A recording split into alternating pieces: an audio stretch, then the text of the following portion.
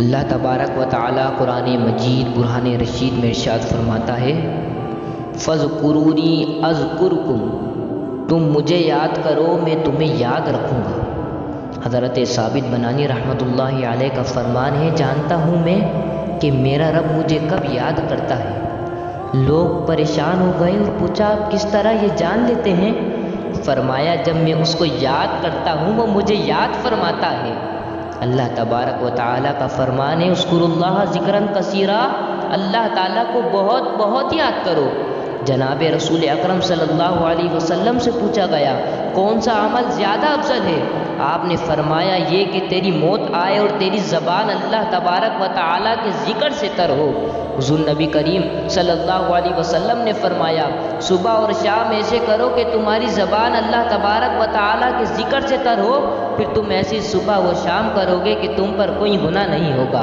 حضور نبی کریم صلی اللہ علیہ وسلم نے فرمایا صبح و شام اللہ تعالیٰ کا ذکر کرنا اللہ تعالیٰ کی راہ میں تلواریں توڑنے اور سخاوت کرتے ہوئے مال دینے سے افضل ہے۔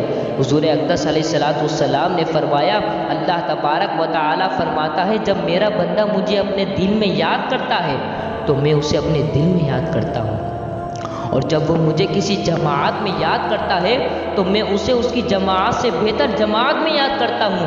جب وہ ایک بت میرے قریب ہوتا ہے تو میں ایک بار تقریباً 1 گز سے فاصلہ اس کے قریب ہوتا ہوں۔ جب وہ چل کر میری طرف آتا ہے تو میں دوڑ کر اس کی طرف جاتا ہوں، یعنی تیزی سے اس کی دعا و ذکر قبول کرتا ہوں۔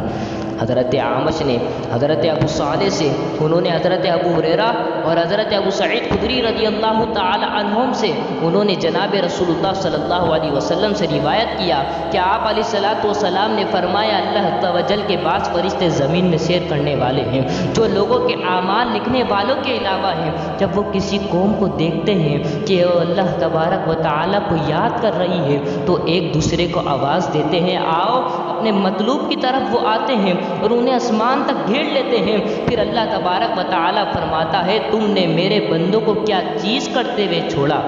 وہ کہتے ہیں کہ ہم نے انہیں اس حال میں چھوڑا کہ وہ تیری حمد و ثنا بیان کر رہے تھے اور تیری تسبیح پڑھ رہے تھے۔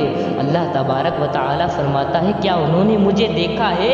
وہ کہتے ہیں نہیں۔ اللہ جل جلالہ فرماتا ہے اگر وہ مجھے دیکھ لیتے پھر کیسے ہوتے؟ فرشتے کہتے اگر آپ کو دیکھ لیتے تو بہت ہی زیادہ تسبیح اور حمد و ثنا کرتے۔ پھر وہ انہیں فرماتا ہے وہ کس چیز سے پناہ مانگتے ہیں؟ وہ کہتے ہیں دوزخ سے پناہ مانگتے ہیں۔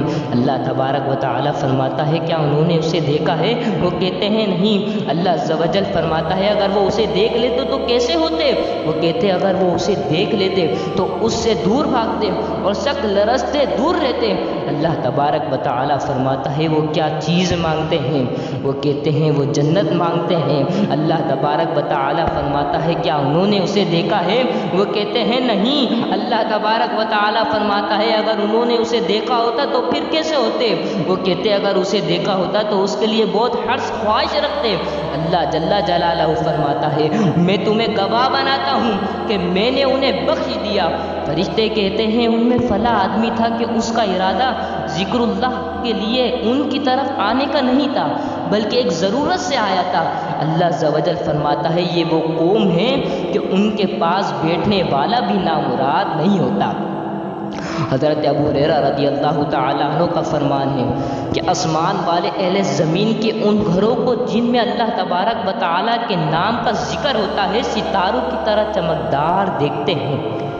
جناب رسول اللہ صلی اللہ علیہ وسلم نے فرمایا جب بھی کوئی قوم کسی جگہ بیٹھے اور اللہ عز و جل کو یاد کرتی ہو تو فرشتے انہیں گھیر لیتے ہیں، رحمت انہیں ڈھانپ لیتی ہے اور اللہ تبارک و تعالیٰ انہیں ان کے پاس یاد کرتا ہے جو اس کے پاس ہے، یعنی فرشتوں کے سامنے یاد کرتا ہے۔ حضور نبی کریم صلی اللہ علیہ وسلم نے فرمایا جو قوم بھی جمع ہو کر اللہ تعالیٰ کو یاد کرتی ہو اور وہ صرف اللہ تعالیٰ کی رضا چاہتی ہو تو آسمان سے ایک آواز دینے والا آواز دیتا ہے اٹھو تم بخشے ہوئے ہو، میں نے تمہاری برائیوں کو نیکیوں میں بدل دیا۔